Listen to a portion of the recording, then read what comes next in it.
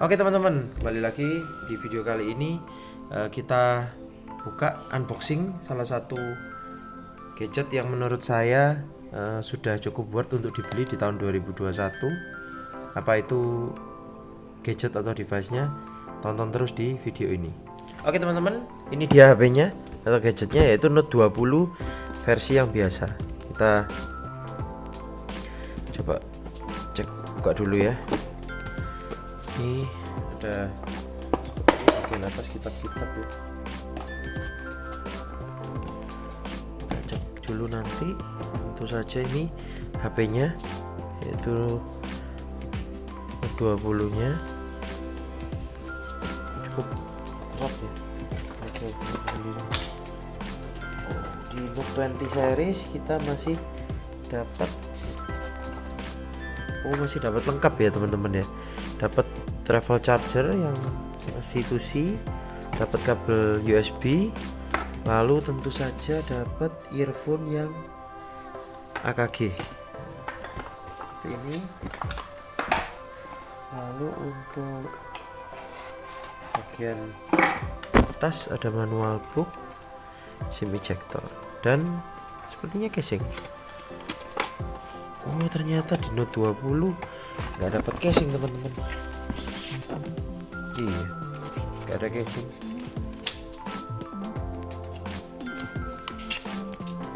Tidak ada casing teman-teman.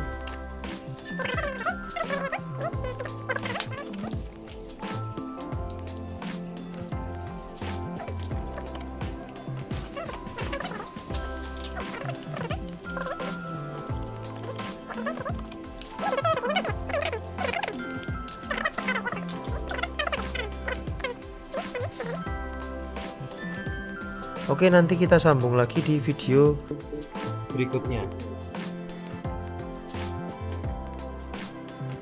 Oke teman-teman, kembali lagi di video pembahasan review tentang Galaxy Note 20 di tahun 2021 ya.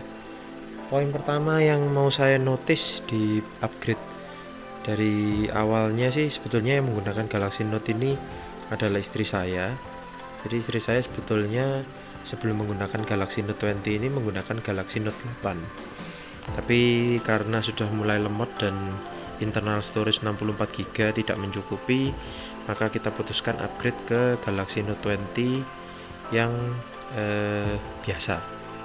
Jadi poin pertama yang saya notice ketika upgrade, tentu dengan prosesor yang lebih baru, multitasking jadi lebih smooth dan RAM pun juga meningkat.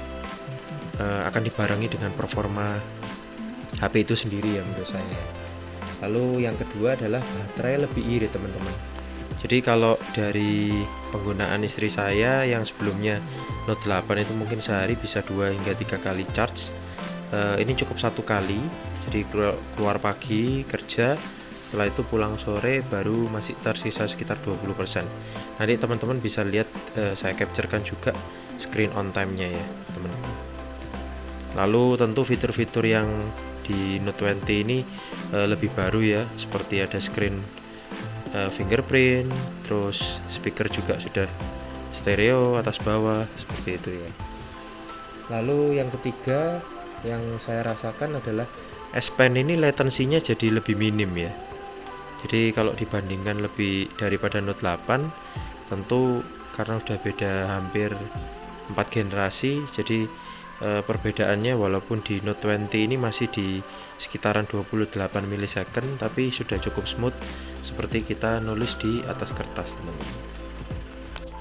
Oke, lalu poin keempat adalah layar Note 20 ini dibandingkan dengan Note 8 yang sebelumnya dipakai lebih besar ini sedikit. Kalau nggak salah Note 8 itu di angka 6,3 inch, sedangkan Note 20 ini di angka 6,5. Tapi dengan layar yang diperbesar sedikit, kalau kita compare atau kita bandingkan dengan Note 8, dimensinya kurang lebih hampir sama ya. Jadi di Note 20 ini malah lebih compact karena bezelnya lebih tipis. Tapi memang di Note 20 ini tidak punya layar yang melengkung di bagian bezel ya. Jadi ini layarnya lurus.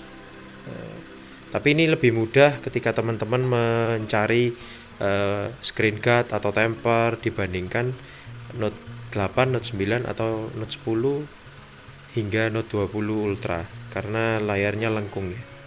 Ini tapi posisi untuk layar masih belum saya berikan temper karena masih menggunakan screen guard bawaan.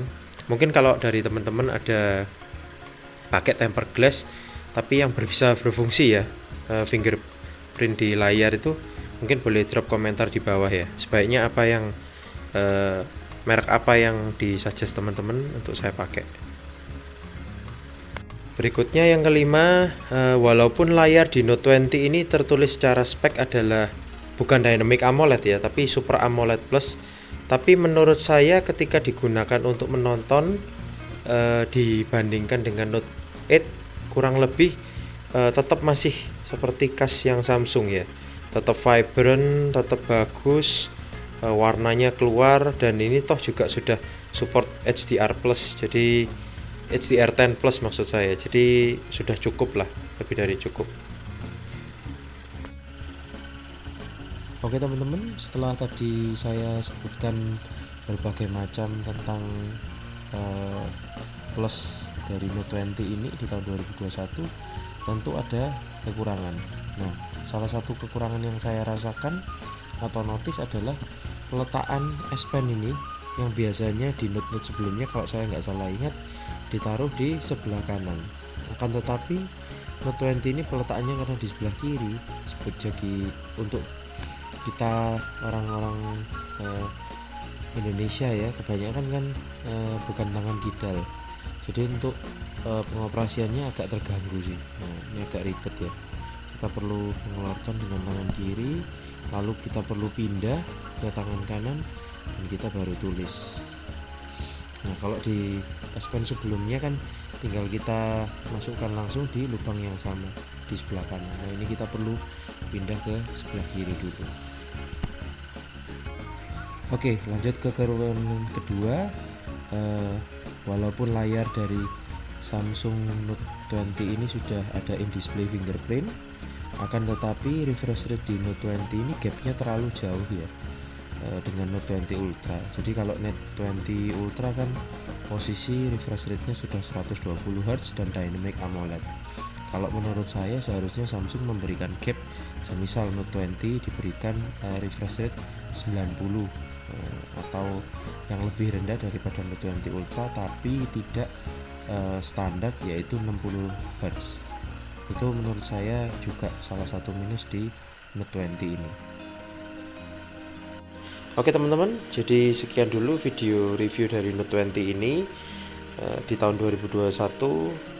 Untuk penutup, saya rasa dengan harga 9 jutaan Note 20 biasa ini cukup worth it di tahun 2021 dengan segudang fitur, S Pen dan DeX dan segala macamnya. Walaupun di samping itu tetap ada kekurangan yang layarnya masih 60 Hz dan lain sebagainya.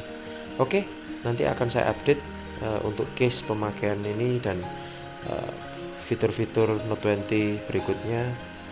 Kita bertemu di video lain waktu. Terima kasih, semoga sehat dan sukses selalu untuk teman-teman dimanapun teman-teman berada.